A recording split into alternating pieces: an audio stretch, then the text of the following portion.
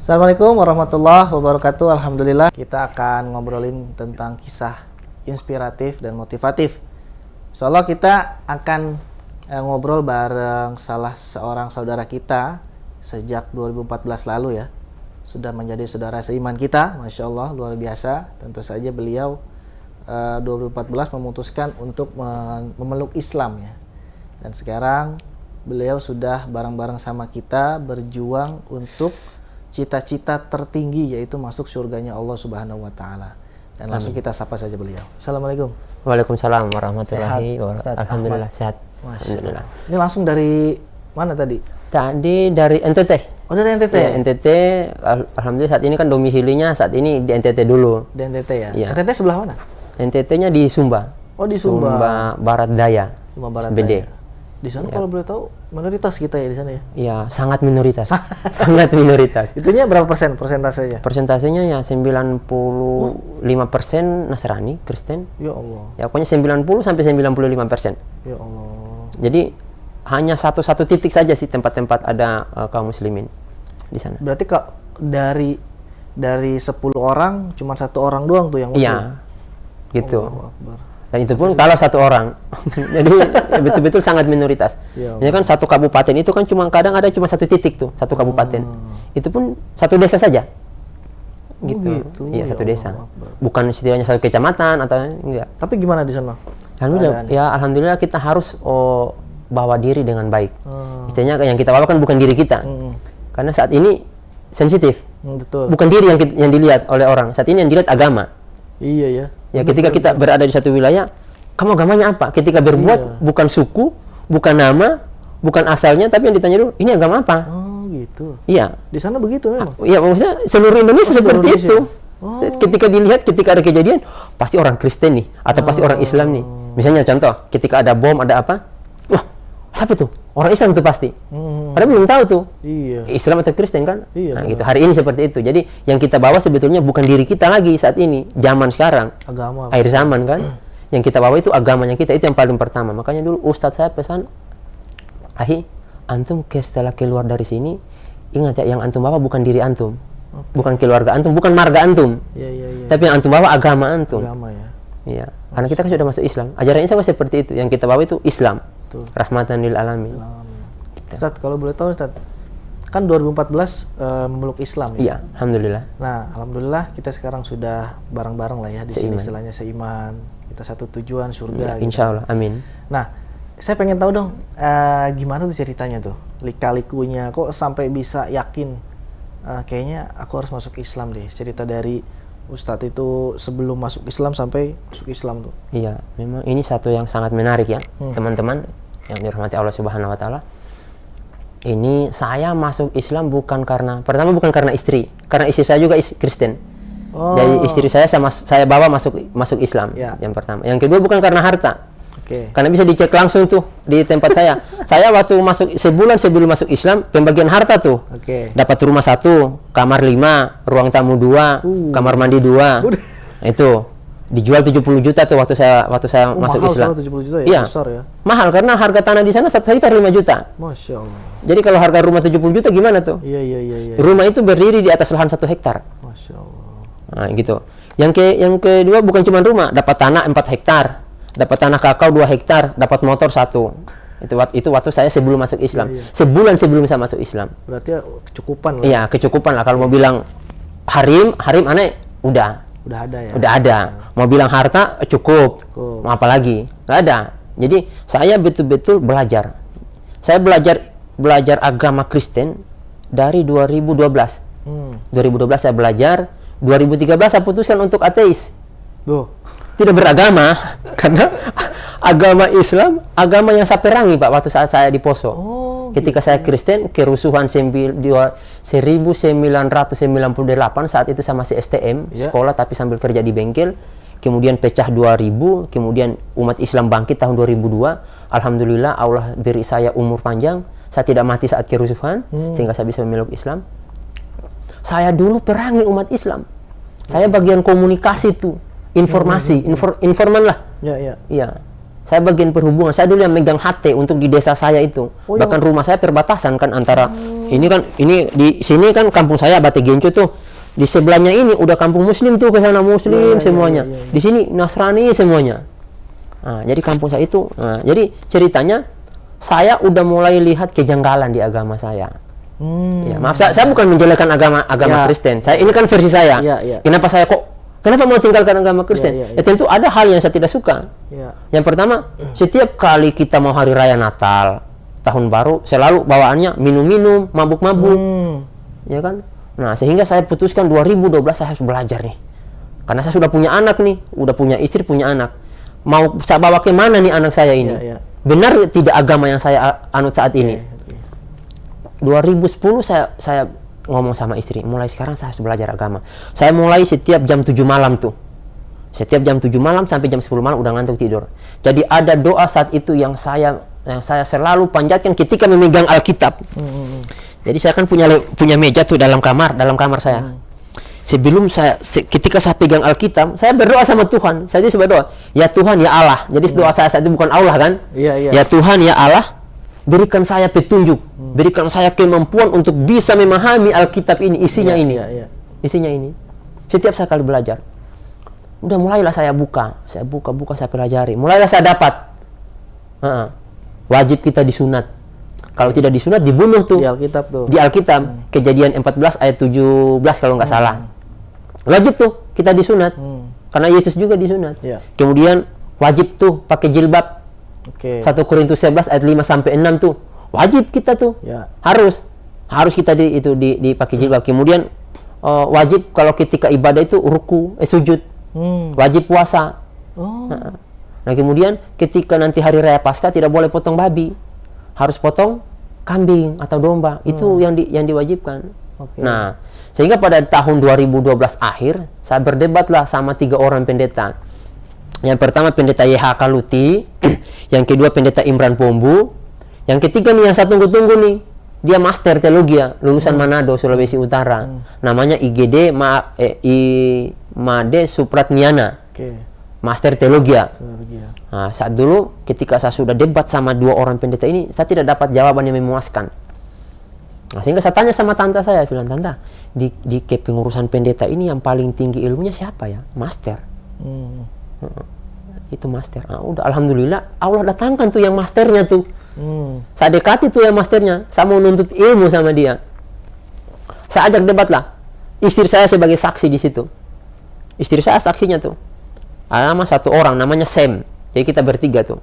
Saya datang debat sama dia. Saya mau bahas tentang ketuhanan Trinitas.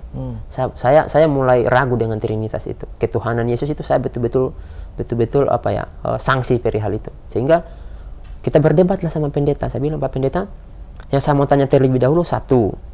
Ini Alkitab fungsinya apa?" Itu sama master tadi. Iya, ini sama masternya. Ini fungsinya apa Alkitab? Apakah sebagai petunjuk atau buku bacaan? Kalau buku bacaan tentunya ya habis kita baca simpan. Nggak perlu kita jadikan pedoman hidup kan? Oh enggak Pak. Ini pedoman hidup. Petunjuk hidup kita biar kita selamat dunia dan akhirat. Wih, bagus tuh kalau begitu. Nah, pertanyaan saya simpel. Kalau begitu Pak, tolong tunjukkan 1 perintah Tuhan yang ada dalam Alkitab yang kita kerjakan. Ya kan? Kalau ini petunjuk, ya kan? Petunjuk kita supaya bisa selamat dunia dan akhirat. Hanya kita bisa masuk surga kalau melalui Alkitab. Tolong tunjukkan 1 perintah Tuhan yang ada dalam Alkitab, kemudian kita kerjakan. Karena setahu saya tidak ada perintah Tuhan yang ada dalam Alkitab. Kalau masalah jangan membunuh, jangan mencuri, jangan berzina, bukan cuma kita orang Kristen, orang Islam juga lakukan.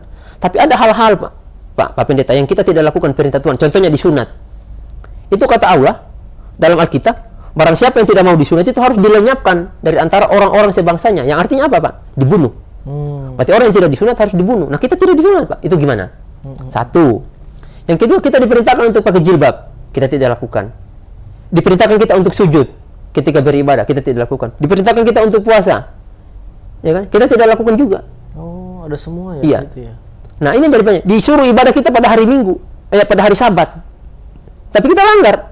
Kita malah lakukan ibadah pada hari Minggu. Padahal semua pendeta sepakat Sabat itu hari Sabtu. Seluruh pendeta dunia Pak sepakat hari Sabat itu adalah hari Sabtu. Tapi kita langgar. Nah, Sekarang pertanyaannya, perintah Tuhan mana yang kita kerjakan yang ada dalam Alkitab? Oh kita Pak, kata pendetanya, kita akan merujuk pada keputusan gereja. Oh, Iya, dari keputusan gereja. Nah, saat itu saya sih alhamdulillah, saya sudah sedikit belajar sama teman yang orang Islam. Jadi dia sampaikan ke saya, dibilang begini, Ahi, bukan Ahi, dibilang begini, Jem. Biasanya saya dipanggil Jamie situ. Begini Jem, orang Islam itu siapapun dia yang ngomong, mau entah itu ulama dari manapun dia, mau dia ustadz, kiai, syekh dari Arab sekalipun, kalau apa yang dia sampaikan tidak sesuai dengan Al-Quran dan Sunnah, tinggalkan. Selesai urusan. Okay. Itu Islam. Nah, orang Islam punya prinsip seperti itu, Pak. Nah, seharusnya kita punya prinsip seperti itu.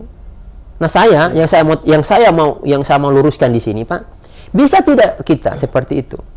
Oh, sama pendetanya. Iya, sama pendetanya. Kan ini kan tidak sesuai. Apalagi Pak perayaan Natal. Saya Pak sudah buka Pak dari kitab Kejadian sampai kitab Wahyu. Saya tidak dapatkan tanggal 25 Desember itu hari kelahiran Yesus. Terus apa yang kita buat? Karena di kehidupan kita ini Pak ada dua saja perintah yang harus kita patuhi untuk kita bisa selamat. Nah, yang pertama perintah Allah masuk surga, yang kedua perintah iblis masuk neraka. Dua itu saja kan? Yeah. Karena ketika itu bukan perintah Tuhan, dipastikan itu perintah iblis, Pak. Itu amalan setan. Nah, secara tidak langsung. Nah, ini yang kita lakukan, kita rayakan perayaan Natal. Kita rayakan ibadah pada hari Minggu. Ya kan? Kita makan babi, dilarang oleh Tuhan. Tidak disunat, tidak puasa, tidak menutup aurat, tidak berjilbab. Padahal itu jelas aturannya. Terus kita lakukan perintah siapa? Sampai saat ini dia tidak mampu jawab. Nggak dijawab sama master. Tidak bisa dijawab sama masternya. Nah, makanya dulu saya sempat layangkan surat menantang pendeta Rinaldi Damanik. Iya, saya dulu pernah buat video tuh. Saya menantang pendeta Rinaldi Damanik. Nah, saya bilang, Pak, saya mau tantang Bapak.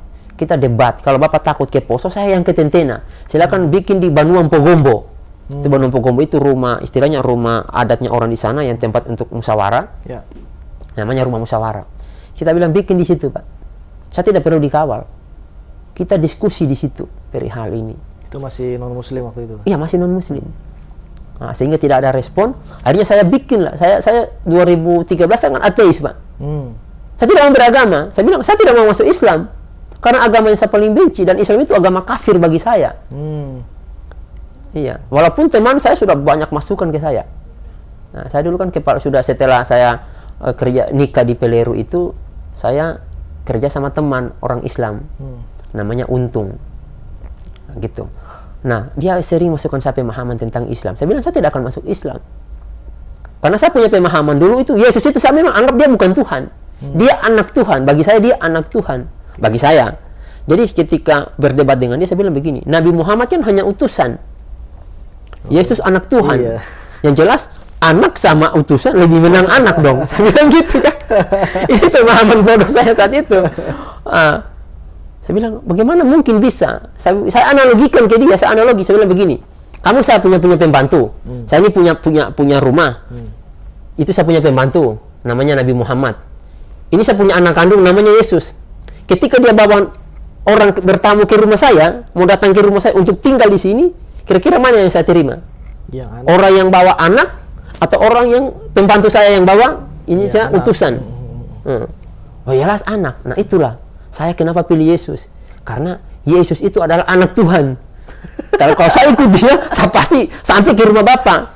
Kan seperti itu analoginya mereka. Mereka berpikir, wah Yesus anak Tuhan, dia Tuhan. Nah, ya saya bilang, salah sebetulnya. Yang ini yang sebetulnya harus kita luruskan. Saya luruskan tuh kepada Pak pendetanya. Nah, ini supaya teman-teman tahu. Pendeta itu tidak paham Pak sebetulnya tentang nubuat nubuat tentang Yesus. Jadi dari semua nabi itu yang nubuatkan tentang kedatangan Yesus cuma satu, Nabi Yesaya. Makanya ada kitabnya itu dalam kitab Perjanjian Lama, kitab Yesaya. Gitu. Dan di situ dijelaskan tuh tentang kelahiran Yesus. Yesus itu tidak mati dibunuh di dalam kitab Yesaya. Jadi saya terangkan. Jadi masternya ini saya kuliahin tuh waktu itu malam itu. Nah, sampai dia ngaku nabi ke saya tinggalkan sudah. Setelah dia ngaku nabi di depan istri saya tuh, Istri saya saksinya, sampai sekarang istri saya itu, saya berani disumpah tuh. Pendeta itu ngaku nabi di depan saya. Viral tuh dia ngaku nabi sama saya. Baru dia jelaskan, bukan begitu, saya bukan mengaku nabi, tapi saya mengaku perpanjang tangan nabi. Saya bertugas sebagai seperti tugasnya nabi menyampaikan dakwah. Saya bilang, enggak, Bapak ngaku nabi kok ke saya. Dia saya mengaku nabi ke saya karena saya kasih kuliah dia saat itu. Saya bilang, Pak, begini, fase kedatangan Yesus itu ada 3. Kelahiran dia, kemudian dia berdakwah, kemudian dia terangkat. Gitu fasenya itu dalam Alkitab. Gitu, nggak ada dia jadi Tuhan, nggak ada, Pak. Dia nggak ada anak Tuhan, nggak. Itu kenapa saya bilang di situ panjang, Pak, ceritanya. Makanya kalau mau dirunut perihal ini nggak ada apa-apanya. Saya sih bukan sombong, Pak. Saya bukan tamatan teologi ya. Tapi kalau kita mau duduk dengan pendeta, saya bisa runut dari Kejadian sampai Wahyu. Iya, saya bisa runut, saya bisa ceritakan tuh. Siapa Nabi Ibrahim, siapa Nabi Adam, Nabi Ibrahim, Nabi Ismail, Nabi Yusuf, siapa Israel, siapa Nabi Yakub, kemudian siapa Nabi Isa, siapa Yesus, siapa Nabi Muhammad. Bisa saya runut tuh dengan jelas. Sampai tuh ke Nabi Isa. Makanya saya sampaikan ke teman-teman, kalau seandainya Nabi Isa masih hidup saat ini, dia akan mengikuti ajaran Nabi Muhammad. Saya bisa runut tuh sampai nanti akan kedatangan Nabi Isa. Sehingga itu banyak pemahaman salah orang-orang Kristen perihal Yesus. Sehingga kan dulu saya tanya, tuh fotonya tuh, Pak. Bagaimana Bapak tahu itu bisa Yesus tuh fotonya tuh? Nah, bagaimana kalau yang datang nanti orangnya hitam? Iya. Nah, ini kan pirang tuh, bule. Kok bisa ada fotonya Yesus? Dulu Pak nggak ada fotografer. Pelukis aja, Pak, boleh dibilang susah. Kok bisa ada fotonya Yesus? Nah, itu. Ketika saya kasih kuliah dia tuh, saya kuliahin dia tuh. Saya jelasin tuh perihal siapa Israel, siapa Yakub, siapa Ismail. Saya jelaskan tuh. Siapa semua sampai ke Yesus. Sampai saya bilang kan yang nubuatkan tentang kedatangan Yesus kan cuma satu, Pak. Nabi Yesaya. Bahkan Nabi Yesaya juga nubuatkan tentang Nabi Muhammad. Kan dikatakan di kitab Yesaya itu, saya lupa ayatnya. Dikatakan bahwa akan turun wahyu di negeri Arab. Dan itu akan wahyu itu turun kepada orang yang buta huruf. Itu dijelaskan dalam kitab. Dulu saya punya catatan, Pak, lengkap. Sekarang catatannya ada di Bekasi sih sebetulnya. Insya Allah sih, memang kan saya rencana setelah nanti 10 tahun saya keislaman saya akan berkoar-koar sudah sih tentang kebenaran Islam. Saya kan ini baru 9 tahun. Saya punya sumpah tuh dengan mertua saya, Pak. Ini yang perlu kita garis bawahi. Saya dulu punya sumpah. Jadi sumpah saya itu saya sampaikan ke mertua saya ketika saya masuk Islam. Karena saya kan hampir dibunuh tuh. Jadi saya sampaikan di depan istri saya. Saya bilang, Pak, demi Tuhan yang punya langit dan bumi. Saya bukan sebut Allah. Belum waktu itu ya? Iya. Karena saya kan baru masuk Islam. Demi Tuhan, Pak, yang punya langit dan bumi, kalau seandainya agama Islam yang saya percaya ini salah, Pak, saya itu tidak diberi waktu Allah hidup 10 tahun. Tidak sampai umur saya 10 tahun, Allah matikan saya dalam keadaan terhina. Ya, badan saya terpisah, tidak bisa ditahu mana kakinya, mana kepalanya, mana badannya. Itu sumpah saya dengan saya punya mertua. Tetapi kalau benar agama yang saya anut ini, agama Islam saat ini, Allah akan beri saya hidup bukan cuma 10 tahun, Pak. Bahkan Allah akan beri saya umur panjang untuk mendakwahkan kebenaran Islam. Gitu. Dan sampai sekarang sih sebetulnya saya masih, Pak, aktif. Saya berdakwah itu masih aktif. Berdakwah ini? Iya, tentang kebenaran Islam. Baik di media sosial maupun ketemu seperti saat ini. Nah, disitulah ketika pendetanya tidak mampu memberikan jawaban saya yang puas, dia malah mengaku pendeta. Saya putuskan saat itu saya ateis. Itu 2012 akhir tuh. Saya putuskan ateis. Saya tidak mau beragama.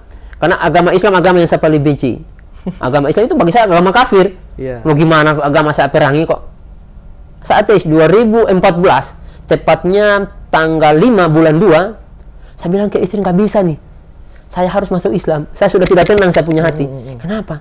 Saya takut mati dalam keadaan kafir. Nauzubillah. Saya takut. Udah. Jadi gimana? Saya telepon teman. Telepon Untung. Saya udah mau masuk Islam. Karena saya belajar sama si namanya Untung ini. Teman waktu itu? Iya, teman. Saya bilang, Untung, tidak bisa, saya harus masuk Islam sekarang. Ayo berangkat. Teman saya itu senangnya dengan saya masuk Islam. Langsung dia bawa mobilnya. Dia jemput saya. Ayo. Jadi saya bilang begini. Tolong bawa saya ke seorang ustadz yang betul-betul yang seperti kamu katakan tadi, ustadz yang benar-benar menjalankan Al-Quran dan hadis dan sunnah. Saya mau dia yang Islamkan saya. Ada, dibilang ada, saya punya kemanakan. Berangkatlah saya. berangkat ke Pandajaya, desa Pandajaya tuh namanya. Ketemulah namanya saat itu Ustadz Hamam, Hamam Saifur Rahman. Jadi saya kaget karena katanya ini Ustadz Mujahidin. Ini Ustadz ini pernah dipenjara 3 tahun. Iya, karena ikut perang dulu waktu kerusuhan Poso, itu tidak bisa dipungkiri. Kerusuhan Poso itu Islam bela Islam, Kristen bela Kristen. Bahkan tentaranya sama Brimobnya, tentara Islam bela Islam, tentara Kristen bela Kristen. Itu tidak bisa dipungkiri, hal yang lumrah. Nah, jadi saya ketemu tuh. Saya pikir dia ini bukan Ustadz, kalem, lembut banget. Hampir bicara, hampir gak kedengeran. Saya tanya, Bapak Ustadznya? Saya bilang, iya saya, Ustadz Hamam. Wih, saya pikir ini Ustadz Mujahidin, udah pernah dipenjara, sangar, bahasanya ini, enggak ternyata. Masalah ya. Sudah saya bersahadat di situ. Setelah saya bersahadat, saya bilang, saya bertanya, amalan apa yang tidak boleh ditinggalkan dalam Islam? Ya, sholat, kata Ustadznya, sholat. Jadi langsung dikasih tahu saya dalil sama dia. Ada 2 dalilnya. Yang membedakan antara umat orang Islam dan orang kafir, sholat. Itu dalilnya tuh. Ya, saya tanya, saya kan orang ketika saya dikasih ibadah, saya tanya dalilnya. Karena saya tidak mau, saya bilang cukuplah dulu di Kristen, saya melakukan satu amalan tanpa dasar, tanpa ilmu lah istilahnya. Sehingga saya tanya, Ustaz, itu ada dalilnya tidak? Oh, ada. Jelas dalilnya. Ada 2 saya kasih ke antum. Apa satu? Yang pertama, yang membedakan orang kafir dan orang mukmin itu, sholat. Yang kedua, katanya, amalan yang pertama kali dihisab di akhirat nanti, sholat. Sholatmu bagus, ya bagus amalan yang lain. Sholat rusak, amalan yang lain tertolak. Gitu tadi. Gitu.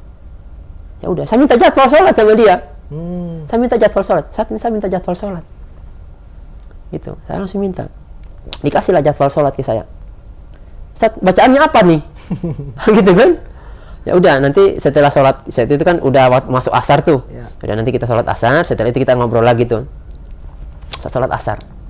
Sholat pertama tuh. Sholat pertama tuh. Jadi saya bilang, Ustaz, ini sholat bisa diganti nggak? Atau ada syarat-syarat lain tanpa harus kita kerjakan? Ada. Sholat itu, kalau kamu tidak bisa berdiri, duduk, tidur, kalau tidak bisa tidur, ya kasih kode, pejamkan mata apa. Kalau tidak bisa, ya kita disolatkan. Ya, dan alhamdulillah, sejak saya ikrarkan saya bersahadat, sejak saya sholat asar itu, sejak itu saya tidak pernah tinggalkan sholat 5 waktu saya. Sampai hari ini, alhamdulillah. Ya, dan karena saya takut tuh ancaman tadi itu. Karena kalau saya tidak sholat, berarti apa bedanya saya sama orang kafir? Iya. Kalau sholat saya rusak, tentunya yang lain ikut rusak. Iyalah. Ya, jadi katanya sholat itu bisa mencegah kita dari kemungkaran. Seburuk-buruknya kita umat Islam, ya oke lah, siapa tidak berbuat dosa? Karena kita ada umat setelah Rasulullah itu tidak ada yang masuk. Semua pasti berbuat dosa tuh. Hatta sahabat. Iya. Kita tahu Allah sudah jamin kita punya dunia. Akhirat kita tidak ada yang jamin. Nah, gitu. Akhirnya saya tidak pernah tinggalkan. Jadi saya tanya, Ustaz, jadwal sholat kasih ke saya. Bacaannya apa? Dia bilang, bacaannya subhanallah 3 kali.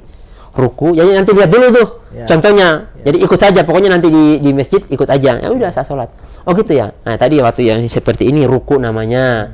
Kemudian bangkit, baca lagi tuh subhanallah 3 kali. Sujud, baca subhanallah 3 kali. Seperti itu. Nah, saya lakukan itu setiap hari. Saya balik tuh hari Kamis malam tuh. Sampai di rumah saya bawa Al-Quran tuh. Rumah di NTT? Bukan, di Poso. Saya di Poso, kan masuk Islam di Poso. Di Desa Peleru, Kecamatan Mori Atas, Itu udah sama istri ya? Iya, sudah sama itu. Mori Utara, Kecamatan Mori Utara, Kabupaten Morowali Utara. Istri saya masih kafir.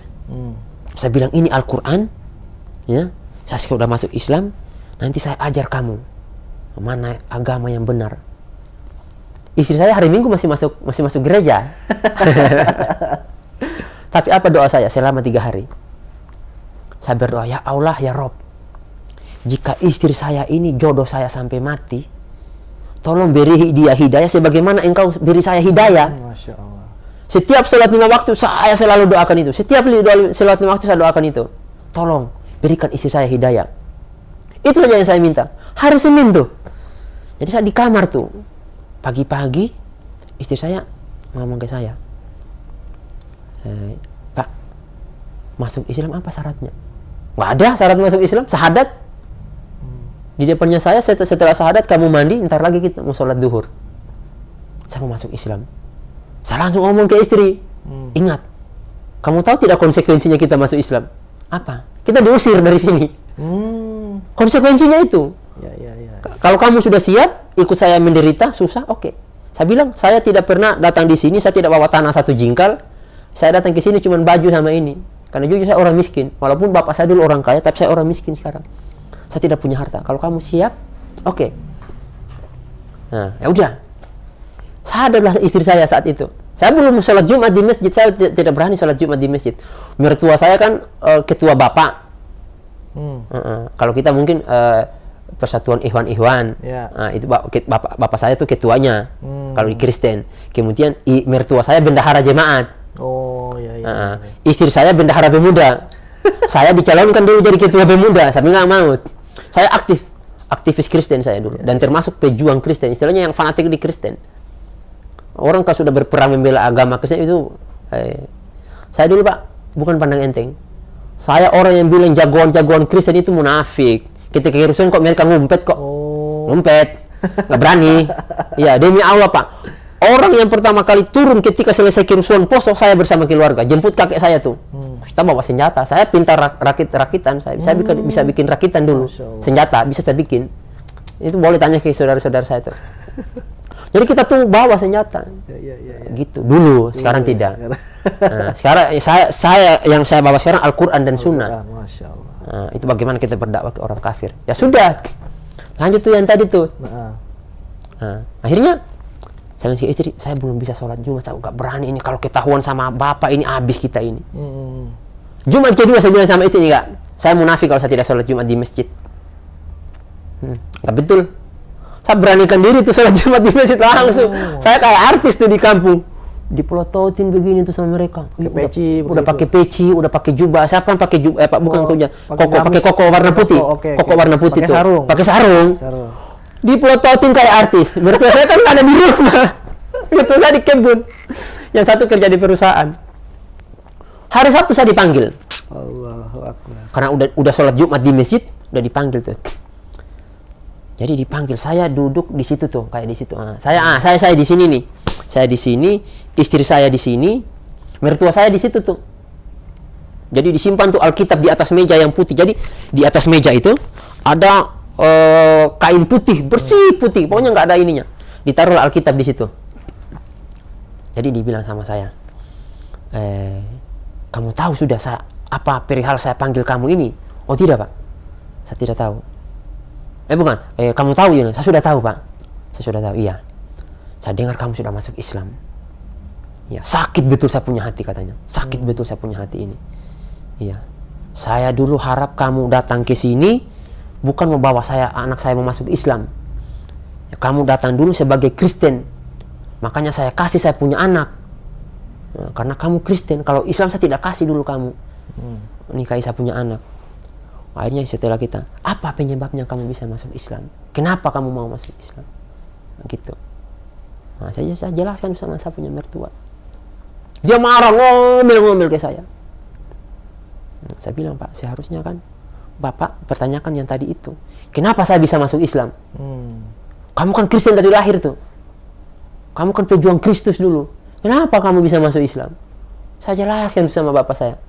Saya Pak temukan kejanggalan-kejanggalan, ketidakbenaran dalam ajaran kita. Saya sudah duduk diskusi dengan 3 orang pendeta. Saya tidak dapatkan kebenaran di situ. Akhirnya saya dapatlah kebenaran dalam Islam. Nah sudah, akhirnya oke, kata mertua saya, kalau begitu, karena kamu sudah Islam, kamu Vera, nama istri saya, kamu jalankan agamamu dengan baik, maksudnya agama Kristen. Kamu tidak usah ikut suamimu. Akhirnya istri saya langsung ngomong, saya juga sudah Islam Pak. Waduh, langsung dibenturkan itu kepalanya tuh di dinding tuh. Siapa? Mertua saya begini tuh, langsung di dinding kepalanya. Kalau begitu kamu keluar dari rumah ini, tinggalkan semua itu harta, kamu pulang. Iya Pak, kalau memang itu, saya bilang saya masuk Islam bukan karena harta. Masuk Islam bukan karena saya mencari keselamatan. Ya, kalau soal harta Pak, saya bukan harta yang saya cari. Saya mencari keselamatan. Sekarang juga saya sudah sama mertua. Sekarang juga saya berangkat. Sekarang juga saya keluar. Itu pagi tuh. Jadi kata mertua saya, tunggu dulu mertuamu. Karena kan mertua saya yang perempuan, mamamu bilang, tunggu dulu mamamu. Mertua saya kan kerja di proyek, di pabrik. Sudah saya tunggu tuh. Setelah ngomong sama mertua saya bujuk saya bilang, tidak Pak, saya tetap di Islam sama istri saya. Oh, tunggu kakekmu. Saya langsung vonis di situ, Pak. Mau 1000 saya punya mama, mau 1000 bapak, mau 1000 kakek, saya tetap Islam. Masya Allah. Itu saja. Kalau istri saya mau kembali ke Kristen, silakan dia kembali ke Kristen. Tapi saya tidak akan kembali ke Kristen. Saya bilang begitu. Ya sudah, kalau yang sudah bulat, sudah, tinggalkan. Saya hijrah itu keluar tinggalkan rumah, uang 5.000 rupiah. 5.000 rupiah. Saya tinggalkan rumah, saya telepon Pak Imamnya, Pak Imam, saya ini udah diusir, saya pinjam mobil. Udah, ntar ya saya isikan bensinnya, diisikan full bensin. Kamu kemana? Saya mau ke Pandajaya, saya mau pindah ke sana. Saya tidak bisa di sini. Ya sudah, saya pindah ke Pandajaya, saya hijrah tuh. Di situ saya mulai belajar Islam sampai hari ini. Sampai hari ini. Iya. Nah makanya hari ini saya bukan nantang. Iya, saya bukan nantang para pendeta sih. Tapi dan bukan juga bicara sombong. Saya bukan bicara sombong. Kalau ada pendeta yang mau duduk bareng sama saya, sini saya kuliahin. Diskusi ya. Iya. Bukan diskusi, saya kuliahin dia. Iya. Kalau diskusi udah pasti dia kalah. Kalau debat udah pasti dia kalah. Saya kuliahin dia. Saya bukan sombong. Nah, tapi saya yakin dah ilmunya pendeta itu mereka, kan saya sudah tanya tuh, saya sudah tahu tuh. Saya bukan pendeta, saya akademi saya tiada dari pendidikan pendeta. Tapi saya kuliahin dia perihal isi Alkitab. Biar dia paham tuh. Mulai dari Nabi Adam sampai Nabi Isa. Saya tidak usah perlu bahas dulu Nabi Muhammad. Nabi Isa itu sudah arahkan nanti kita ke Nabi Muhammad. Nah, itu kan mulai dari Nabi Ibrahim sudah mengarahkan tuh kita ke Nabi Muhammad nanti. Nabi Musa. Berarti antum waktu itu belajar, benar-benar belajar. Otodidak saya belajarnya. Karena saya betul-betul, karena begini. Ketika saya keluar dari Kristen, saya sudah punya kekuatan hukum istilahnya. Punya dalil, punya data yang valid untuk saya jadikan pegangan ketika mereka kamu masuk Islam cuma ikut-ikutan. Tunggu dulu. Tunggu dulu, Bos. Saya masuk Islam bukan karena ikut-ikutan. Tapi karena saya tahu dasarnya. Saya pelajari dulu Kristen, saya tahu kesesatannya. Dan saya pelajari Islam, saya tahu kebenarannya. Saya kan 1 tahun ateis. Kalau seandainya saya ikut-ikutan, setelah saya 2012 itu seharusnya sudah masuk. Kenapa saya harus ateis? Kenapa saya ateis? Islam agama saya benci, agama yang saya anggap kafir. Diam-diam saya pelajari tuh. Karena saya pelajari Buddha, saya pelajari Hindu, enggak benar. Syirik dalam Kristen itu juga istilahnya kafir kalau orang Kristen. Sembah patung kok. Gimana caranya? Udah jelas-jelas kan? Nabi Ibrahim kan tantang itu. Udah. Lolos itu apa nama? Tidak masuk kualifikasi dia. Nah tinggal Islam ini. Tapi saya berat saat itu untuk masuk Islam karena nggak bisa. Agama yang paling saya musuh kan. Mau tidak mau saya belajar tuh. Saya belajar pelan-pelan tentang Islam. Saya tanya tuh sama teman, gimana Islam? Jadi teman saya dulu satu bahasanya yang saya ingat. Ada 2 sih perkataannya yang saya ingat. Yang pertama kata dia, apapun yang ulama katakan, ustadz katakan, kiai katakan, sekalipun itu saya dari Arab. Tidak sesuai dengan Al-Quran dan hadis dan sunnah, tinggalkan. Selesai urusan. Iya. Perkataannya itu harus sesuai dengan Al-Quran dan sunnah. Itu yang pertama. Yang kedua, melihat Islam jangan lihat orangnya. Kalaupun melihat orangnya, lihat Nabi Muhammad. Iya. Itu yang kita lihat. Bukan kita lihat, oh saya lihat si fulan. Saya lihat si fulan. Ketika fulan berbuat maksiat, berbuat dosa di penjara atau di ini, mati, kita futur. Bingung ya. Ya, rujukannya siapa? Si fulan, si ustadz, si fulan. Oh, saya berujuk ke kelompok yang si ini, kelompok itu. Nggak bisa. Nah, makanya itu kata teman saya. Karena orang Islam itu banyak salahnya. Tapi Islam tidak ada salahnya. Itu kuncinya. Orang Islam banyak yang salah. Islam nggak ada. Islam nggak ada. 10 tahun ini, sudah mau 10 tahun ya. Saya sampaikan di FB saya, di media sosial. Sudah 9 tahun, sudah mau 10 tahun saya belajar Islam, belum satu pun saya dapat yang kesalahan Islam. Kalau ada tolong dong, sampaikan ke saya apa kesalahan Islam. Iya. Saya tuh mau tuh ada yang mau bertanya tentang, oh kenapa Nabi Muhammad nikahi anak-anak? Ya. Saya punya jawabannya tuh. Tapi kalau kita menguraikan sekarang, kalau mau ungkapkan kebenaran Islam, 10 tahun tidak cukup. 20 tahun tidak cukup. 30 tahun tidak cukup untuk menyampaikan kebenaran Islam. Nggak cukup waktu. Sampai seumur hidup tidak akan cukup. Untuk menyampaikan kebenaran Islam. Gitu. Pak. Makanya Islam ini luar biasa. Sehingga mereka bertanya, terus apa yang bikin kamu istiqomah? Mengapa kamu bertahan di Islam? Satu, janji Allah yang saya pegang. 3 ayat ini yang bikin kuat. Satu, kata Allah, inna dina inna lail Islam. Kata Allah, agama di sisiku adalah Islam. Yang kedua, kata Allah, barang siapa yang mencari agama selain Islam, Ali Imran ayat 85. Barang siapa yang mencari agama selain Islam, dia orang merugi. Tidak akan diterima, ditolak itu agama selain Islam. Sehingga Allah ingatkan lagi pada ayat 102 kalau tidak salah tuh, Ali Imran. Kata Allah, ya ayyuhallazina amanu. Ya umat, ya manusia, bertakwalah kepada Allah. Ittaqillaha, bukan. Dan janganlah kamu mati kecuali dalam keadaan Islam. Wala tamutunna illa wa antum muslimun. Itu kata Allah, diperingatkan tuh. Sehingga saya takut. Karena Allah sudah berjanji tuh, agama di sisinya hanya Islam. Kedua diperingati lagi tuh. Kata Allah, barang siapa yang mencari agama selain Islam, tidak akan diterima. Sehingga dikunci. Dan janganlah kamu mati kecuali dalam keadaan Islam. Tapi Ustaz, kalau boleh tahu nih, yang menjadi keyakinan bahwa Islam itu benar dan Al-Quran ini benar pada waktu itu ya, itu apa? Karena kan tadi kan sudah disampaikan bahwa wah ternyata agama sebelumnya ini atau agama ini tidak, kan udah debat sama 3 pendeta ya. Ternyata nggak ada yang benar nih. Nah terus sehingga kayaknya saya harus masuk Islam nih. Yang menjadi keyakinan itu apa itu? Jadi dulu teman sodorkan ayat ke saya, surat Al-Baqarah. Zalikal kitabul la raiba fihi hudal lil muttaqin. Kitab ini tidak ada keraguan di dalamnya. Dan saya lupa ayat yang satunya, bahwa yang menjaga Al-Quran ini adalah Allah langsung. Sehingga saya sampaikan ke teman-teman orang kafir, tolong dong tunjukkan ke saya satu ayat yang mengatakan bahwa agama Kristen itu diterima di sisi Tuhan, bahwa agama Kristen itu agama yang dibawa oleh Yesus. Ya kan? Harus jelas dong. Yesus apa agamanya? Kristen agamanya siapa? Kristen kan agamanya Paulus, bukan agamanya Yesus. Yesus agamanya Islam. Kata ini ya. Iya, kata saya. Yesus agamanya Islam, Paulus agamanya Kristen. Sehingga pengikut Kristen itu adalah pengikut Paulus, bukan pengikut Yesus. Itu yang harus dipahami. Saya punya jelas kok ayatnya kok. Siapa pendiri agama Kristen? Yesus kan bukan pendiri agama Kristen. Dari mana itu tahunya, Ustaz? Ada. Surat Tantar. Jadi itu ada di Alkitab. Itu pertama kali di Kisah Para Rasul tuh. Kisah Para Rasul 12, kalau nggak Kisah Para Rasul 12, Kisah Para Rasul 20. Itu pertama kali agama Kristen didirikan itu di Antioquia. Jadi Paulus itu berkumpul sama teman-temannya, maka disitulah pertama kali mereka disebut sebagai Kristen. Jadi kapan? Setelah Yesus terangkat. Terjadilah agama baru. Itu kan agama baru Kristen ini. Jadi kalau mereka bilang Islam agama baru, tunggu dulu. Islam agama para nabi. Iya, agama para nabi Islam. Yang agama baru itu kamu, Kristen. Karena ada setelah Yesus terangkat ke surga. Bukan ke surga sih, ke langit. Ke langit dunia. Nah, gitu. Nah itu. Dan ada yang lebih menarik. Kenapa saya percaya dengan Al-Quran? Gimana nih? Nah ini yang perlu teman-teman ini harus pahami dan harus orang kafir ketahui. Bisa nggak Al-Quran disuruh tanding sama kitab-kitab yang lain? Bisa.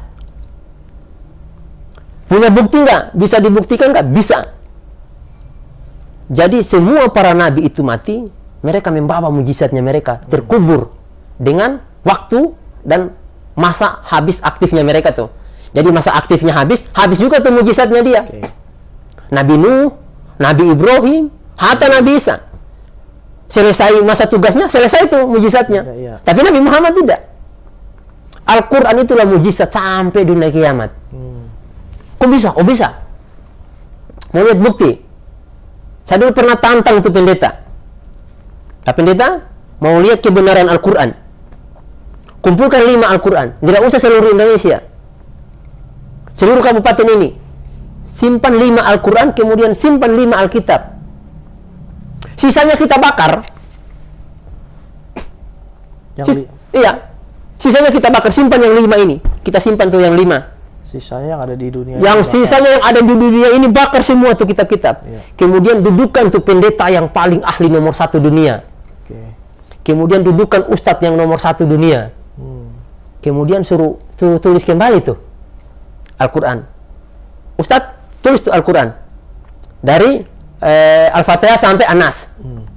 Saya yakin Pak, normal tuh jadinya tuh, karena akan diseleksi oleh ustadz-ustadz yang lain kebenarannya. Ya. Hatta anak kecil bisa seleksi dia yang hafiz Quran. Ya, itu bentuk penjagaan aula. Nah, tapi Alkitab saya berani taruhan Pak, 1 lembar saja nggak bisa kamu selesaikan tuh. Nggak hafal ya. Nggak bisa kamu hafal, karena tidak ada satupun pendeta di dunia ini yang hafal 1 lembar Alkitab. Oh gitu. Bukan 1 kitab, 1 lembar. 1 lembar ya. 1 lembar. Kalau kita kan berapa puluh lembar tuh? Banyak. Berapa ayat? 6.000 berapa ayat? Lebih. 6.600 sekian ayat dihafal tuh. Anak 7 tahun sudah hafiz. Tahu dia baca Al-Quran. Itu mujizat yang dibawa oleh Rasulullah. Masya Allah. Sehingga Allah kan janji tuh dijaga ini Al-Quran. Allah sendiri yang jaga. Sehingga susah Pak untuk dipalsukan. Nah, itu salah satu kalau kita mau istilahnya mau adu nih, mau adu kebenaran, coba tuh siapa yang berani? Seperti itu. Nah, sekarang aja sih, mana pendetanya kamu yang hafal Alkitab? Sini nih, retani sama kita punya pendeta. Karena sesuatu itu yang pertama harus dipelajari dulu, kemudian dihafal. Bagaimana kamu bisa kerjakan kalau kamu tidak hafal? Ya kan? Sholat, saya mau sholat, tapi saya tidak hafal gerakannya, saya lupa. Kamu tidak bisa sholat. Segitu juga Al-Quran. Kenapa banyak hafiz Quran itu? Ya karena ketika mereka hafal, Al-Quran itu seperti itu dia. Dibaca, kemudian diamalkan. Seperti itu. Masya Ya, itulah yang bikin saya bisa semakin meyakini Al-Quran itu.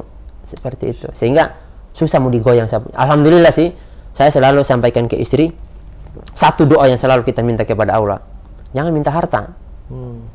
Minta istiqomah dan dimatikan dalam keadaan Islam. Itu doa yang paling utama ya. Saya selalu sampaikan ke istri dan anak-anak saya. Makanya anak-anak saya semua saya masukkan ke pondok pesantren. Kamu harus menjadi para pejuang-pejuang Allah. Masya Allah. Ya, dari rahimnya istri saya itu saya akan ciptakan seorang mujahid dan mujahidah. Mujadid yang akan berperang dan berjihad di jalan Allah. Harus seperti itu. Saya bilang sama istri saya, harus kita. Saya masuk Islam baru 2 anak. Alhamdulillah sekarang sudah 5. Masya Allah. Ini mau dicetak terus nih. Generasi Qurani. Masya Ya, Allah. yang akan memperjuangkan agama Allah ini. Karena bagi saya suatu kebenaran itu tidak bisa kita diamkan. Ya. Ya, harus disebarluaskan. Bagaimana? Lewat anak kita. Ya, anak kita nanti yang akan menyebarkan tuh. Yang akan ajak saudara-saudaranya. Tarik tuh saudara-saudaranya kamu. Jelaskan tuh bagaimana kebenaran Islam. Iya, makanya saya sampaikan ke teman-teman seperti saya sampaikan awal tadi, kita itu keluar bukan bawa namanya kita saat ini. Itu yang perlu kita ingat. Sekali-kali mau diinjak seperti apapun kita, selama Allah dan nabinya kita yang tidak dilecehkan, udah nggak apa-apa, nggak masalah. Kalau cuma pribadi saya, no problem, tidak ada urusan. Tapi kalau udah Islam. Tapi kalau sudah Islam, tidak ada, harus angkat senjata tuh. Iya, nggak ada kalau sudah persoalan Islam, kalau sudah persoalan akidah, nggak bisa, nggak ada tawar menawar soal akidah masalahnya. Saya sampaikan ke orang tua saya, saya yang lain bisa ditawar. Iya, jujur. Tapi kalau sudah soal akidah, tidak ada tawar menawar dalam prinsip hidup saya setelah saya masuk Islam. Makanya saya tinggalkan semua tuh. Saya dulu pemerokok, peminum, yang sudah nggak saya dibilang lah maksiat-maksiat yang lain. Iya. Makanya saya sampaikan ke teman-teman, kalau kamu masuk Islam, hanya rubah KTP, tidak rubah keimanan, keyakinan, percuma. Ya. Karena kamu cuma rubah KTP. KTP tidak perlu dirubah tuh, biar aja jadi Kristen. Supaya orang tahu tuh, kamu Kristennya. Kok kamu sekarang udah luar biasa. Iya. Yang kita rubah itu keyakinannya kita itu. Jangan bawa lagi kebiasaan kafir kita. Masya Allah. Gitu. Tinggalkan tuh, lepas tuh kebiasaan kafir. Tinggalkan tuh. Kubur. Waktu masuk Islam, Iya. itu kan diusir. Diusir. Itu udah punya anak ya? 2. Dua anak. Iya. Itu umurnya berapa waktu itu? Umur anak saya yang pertama 2 tahun, yang satu 3 tahun sama 2 tahun. Oh, 3 tahun sama 2 tahun. Iya. Nah, itu gimana waktu itu anaknya? Apa langsung memang dibawa? Apa memang tinggal di sana? Ditahan atau gimana? Yang satu ditahan. Oh, yang satu ditahan. Anak kecil? Jadi ada saat ketika saya sudah mau keluar dari rumah, Iya. saya menangis itu sama istri dalam rumah. Jadi istri saya itu luar biasa. Saya kalau ingat itu netes saya punya air mata. Jadi waktu itu saya mau keluar dengan istri. Saya ngomong ke istri, kita ini diusir loh. Nggak ada uang 5.000 rupiah ini uang di tangan saya. Demi Allah. Jadi kita mau hijrah, kita mau keluar. Saya bilang, terus gimana? Apa kata istri saya? Imannya istri saya itu luar biasa. Pak, tai saja, tai ya kotoran yang keluar dari pantat kita ini, Allah siapkan tempatnya tuh sepiteng tuh. Ya. Allah siapkan tempatnya. Kita hijrah karena Allah. Masa Allah tidak siapkan tempat yang baik untuk kita? Masya Allah. Itu istri saya keimanannya tuh. Saya tuh kalau ingat itu nangis saya. Luar biasa istri saya ya. Bahasanya yang keluar itu saya langsung semangat saya. Masya Allah. Wah ini nih mantap nih. Siap nih kita menderita kalau kayak gini. Udah keluar kita. Yakin saya sama istri saya karena udah dia bilang, nah kotoran saja Allah buatkan kok tempatnya. Dibuatkan tempat yang bagus. Nah kita hijrah karena Allah. Masa Allah mau biarkan kita di tempat-tempat yang kotor? Udah saya berani berangkat. Nah saya tinggalkanlah anak saya yang satu ini. Saya mau ambil tuh. Ketika saya berangkat, saya tahu sudah hukumnya nih anak saya nih. Yang perempuan yang tinggal. Karena saya kan mepet tuh anak saya yang pertama sama yang kedua. Yeah. Nah umur 5 bulan sudah diambil sama neneknya. Tinggal nih yang laki-laki namanya sekarang Gofur. Dulu Grifat. Yang si Griffin ini sekarang Sakiat. Dia tinggal sama neneknya. Saya mau ambil lah. Jadi saya datangi tuh mertua. Saya datang baik-baik. Saya bilang, Pak, kita udah beda agama. Udah beda keyakinan. Nah, anak saya ini tanggung jawabnya ke saya. Ketika nanti di akhirat itu yang dicari bukan neneknya. Oh, ini mana neneknya? Oh, enggak dicari siapa neneknya. Enggak dicari sama siapa ibunya. Mana bapaknya nih? Si anak. Saya yang dicari, Pak. Yang dicari oleh Allah, yang dicari oleh Tuhan saya. Sehingga saya datang ambil saya punya anak. Oh, ngotot-ngototan, nggak bisa. Kenapa kamu nggak kasih? Saya bilang, saya nggak kasih, anak saya dikasih makan babi. Langsung dihajar. Tangkap di sini saya. Langsung dihajar gini nih. Allah, Dibawa ke belakang tuh, belakang rumah tuh. Seret. Mau diseret ke dapur, kan kita di ruang tamu tuh. Ya. Diseret ke dapur tuh. Alhamdulillah kan di tiang pintu kayak gini, ada tiang pintu dapur. Saya sempat nahan kaki di situ. Akhirnya berlepas saya. Berlepas. Damanya emosi, saya lari. Ketemu tuh di luar tuh. Ada orang Bugis bawa parang. Ya. Saya bilang, Pak, saya pinjam parangnya sebentar. Saya seolah-olah tidak ada kejadian apa-apa.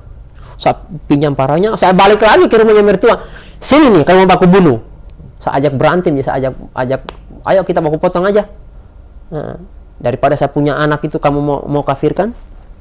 Ya udah, ini kan saya dalam keadaan emosi tuh. Akhirnya direlailah. Ada sampai Babinsa. Saya bilang, Pak Babinsa jangan ikut campur. Ini sudah perihal saya punya kebenaran, saya punya hak ini. Bapak ikut campur, bapak saya potong. Ya Allah. Saya bilang segitu sama Babinsanya. Akhirnya dia nggak berani maju. Akhirnya datang teman saya, peluk saya. Ayo kita ke kantor polisi. Yang Muslim. Iya, yang Muslim. Ya udah. Akhirnya di kantor polisi kita diatur lama. Itu jaraknya 7 hari tuh. Akhirnya datang saya, datang mertua.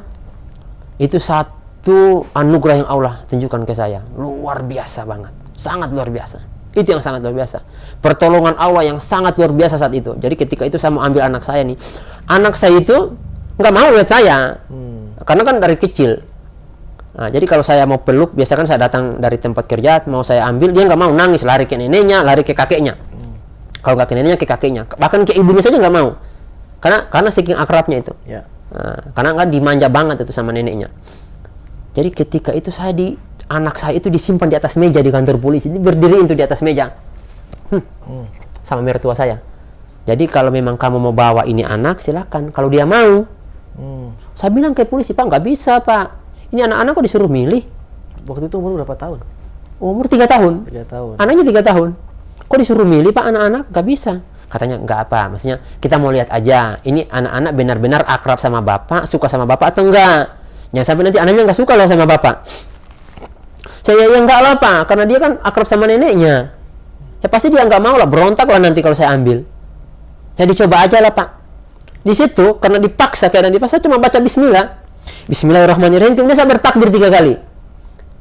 Ya, saya bertakbir 3 kali. Allahu Akbar, Allahu Akbar, Allahu Akbar. Saya langsung berdiri tuh. Saya ambil anak saya langsung panggil. Griffin, sini nak. Langsung lompat dia ke saya. Dia peluk saya. Wih, Masya Allah. Sampai nangis saya di situ. Masya Allah. Iya, saya nangis. Saya bilang sama Pak Polisi, cuma 2 hal nanti perkara yang bisa anak saya ini tinggal sama saya punya mertua. Yang pertama, saya meninggal. Jadi saya nggak tahu lagi tuh. Saya sudah berlepas diri kan, kalau saya sudah meninggal. Yang kedua, mereka masuk Islam. Baru boleh anak saya tinggal dengan mereka. Nah, itu saking pertanggungjawabannya kita, Pak.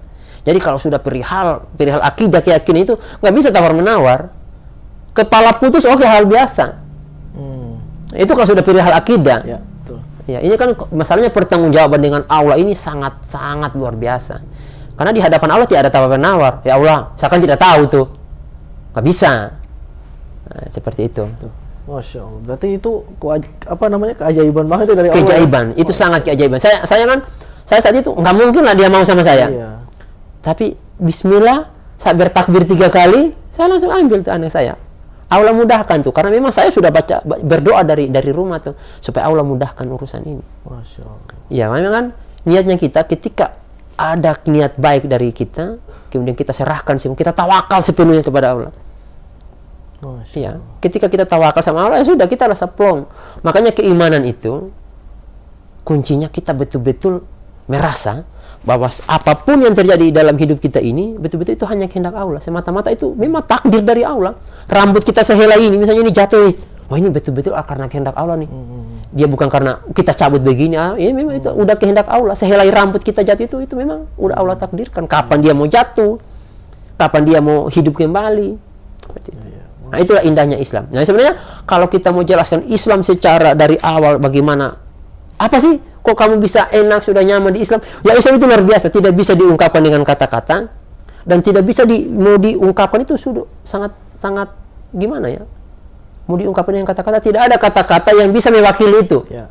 Keindahannya ya. Ya. Keindahannya di Islam itu tidak ada kata-kata satupun yang bisa mewakili itu. Masya Allah. Kalau mereka bilang, wah itu lautan, pemandangannya luas, nggak sebanding dengan keindahan Islam. Tapi orang tua sama mertua sekarang damai kan? Damai. Alhamdulillah damai. Damai ya. Iya. Saya kan tetap membuka diri sama mereka. Saya bilang, Pak, sampai dulu kan mertua saya ngomong. Dia tidak mau akui saya lagi anak mantunya. Oh. Saya bilang, Pak, sekali Bapak bilang saya bukan anak mantunya Bapak, 10 kali saya bilang Bapak, saya punya Bapak mantu, saya punya Bapak. 10 kali Bapak bilang Bapak, saya bukan anaknya Bapak, anak mantunya. 100 kali saya bilang Bapak, saya punya Bapak mantu. Iya, nggak bisa Pak, nggak bisa itu dihilangkan Pak. Sekalipun air laut itu Pak saya keringkan, nggak bisa Pak. Saya tidak mau akui Bapak sebagai saya punya Bapak mertua. Oh, nggak bisa, dosa Pak saya. Dan saya diwajibkan tuh untuk taat kepada Bapak setelah Allah dan Rasulnya. Itu yang perlu Bapak garis bawahi. Setelah Allah dan Rasulnya, kita wajib Pak taat kepada orang tua. Bahkan kepada ibu saya tidak berani tuh. Saya Pak sejak masuk Islam, saya nggak berani omong hah kepada ibu saya. Jangan. Saya tidak berani. Karena saya sudah tahu hukumnya tuh. Iya. Dulu saya bentak Pak, melawan sama orang tua. Sampai ibu saya tuh waktu saya datang, dia sebulan itu datang ke tempat saya, dia kaget. Nak, kamu bisa ya bangun jam 3 subuh? Dulu kami itu bangun jam 8 susah loh. Bangun jam 8 pagi susah. Iya. Saya bangunnya jam berapa dulu? Jam 10. Iya. Bangunnya saya dulu. Oh, ini kok kamu bisa bangun jam 3 ya? Iya, Mak. Yang bangunin saya bukan apa? Iman. Iya. Kalau bukan karena iman, nggak bisa kita bangun. Ya, karena kita beriman kepada Allah. Kalau kita tidak beriman, kan kita bangun untuk ibadah puasa. Ya. Untuk sahur. Itu kita fungsinya kita itu iman saja. Jadi ketika iman kita sudah kuat, semuanya udah aman. Masya Allah. Intinya dari iman saja. Berarti sampai sekarang orang tua sama mertua masih non muslim? Masih non muslim. Masya Allah. Dan saya kemarin saya bilang sama ibu saya, Bu, tinggal sama saya ya. Ya. Di mana tuh ibunya? Di Sulawesi. Sulawesi. Jadi ini kan kenapa saya ajak ibu saya untuk tinggal dengan saya? Satu harapan saya, manusia itu kan dilihat dari akhir hayatnya. Ya. Ketika dia mampu bersyahadat, mengucapkan 2 kalimat syahadat, saya berharap dan menjaga-jaga. Jadi berharap menjaga-jaga, seandainya ibu saya sakratul, saya di sampingnya tuh. Ya. Jaga dia ketika sakratul. Nah, itu harapan saya. Saya bisa bimbing dia untuk bersyahadat. Karena saya tahu kan orang kafir di mana tempatnya. Innal ladzina kafaru min ahlil kitab wal musyrikina fi nari jahannam. Ya, itu kata Al-Qur'an, kata Allah itu. Orang kafir itu, orang musyrik, tempatnya di mana? Neraka jahanam tempatnya. Kekal mereka di dalam. kekal. Iya. Berarti sekarang kalau sama mertua atau ya mertua yang paling masih bersih tegang waktu itu. Iya, iya. Yang istilahnya betul-betul head to head gitu kan. Iya. Nah, tapi sekarang sama mertua suka mengunjungi. Iya, saya malah datang ke rumahnya. Dulu kan saya pulang 2017. Ya 2017 saya datang nginap di rumahnya. Pernah kan dulu pulang sama istri ya 2017 ya pulang bareng istri. Nah, itu gimana tuh ininya tuh apa namanya? Situasinya di sana ketika Ustadz tuh pertama kali balik lagi ke sana. Iya, sambutannya udah hangat. Udah hangat. Iya, nggak kayak dulu kan. Karena kan dia datangi tuh petinggi orang-orang Islam di sana. Karena kan dia takut konflik kan. Iya. Yang sampai kan ini kan wah ini orang Islam nih. Yang sampai nanti ini dibawa ke ranah sarah lagi kan. Iya. Jadi dia datang. Jadi orang Islam itu sampaikan ke mertua saya, "Oh, Pak, jangan dikerasi Pak dia, Pak." Iya, dia itu berdiri di atas kebenaran. Orang kalau sudah benar, semakin dikerasi sih dia semakin keras. Karena dia berdiri di atas kebenaran. Kita ini nggak ada apa-apanya. Kita ini nggak sholat 5 waktu. Dia itu sholat 5 waktu, Pak. Kita ini ya cuma Islam KTP. Dia itu betul-betul Islam kalau dia, Pak. Walaupun dia baru masuk Islam kemarin, tapi dia betul-betul Islam. Kalau kita ini baru orang Islam. Iya. Jadi kita ini baru orang Islam, bukan orang Muslim. Masya Allah. Apalagi orang mukmin. Iya. Kan gitu kan. Masya Allah. Berarti sekarang udah aman lah ya. Aman, alhamdulillah aman. Bahkan mereka manggil saya ke sana. "Nak, pulang saja. Kamu kalau mau berdakwah di sini, dakwah saja di sini, buka pondok pesantren di sini." Iya. Gitu, Masya Ayo Allah. katanya. Ini kan ada sekolah agama juga di sini, bisa ngajar di sini ya. Ya udah. Alhamdulillah Ya ya. aman. Sejak 9 tahun lalu. Iya. Ya intinya kita yang pertama itu masuk Islam sabar. Sabar ya. Sabar. Itu yang Allah harus. pasti nguji ya. Allah pasti nguji kita. Masya Allah. Kalau tidak diuji itu kita tidak akan beriman. Ya, betul. Ya, tidak ada yang lolos dari ujiannya Allah itu. Tidak ada yang akan lolos. Masya Allah Ustadz, terima kasih Nah, atas sharing ya, insya Allah. ilmunya, sharing pengalamannya. Mudah-mudahan ini bisa jadi motivasi Amin. dan inspirasi bagi sahabat wakaf yang menonton. Amin. Terima kasih Ustadz.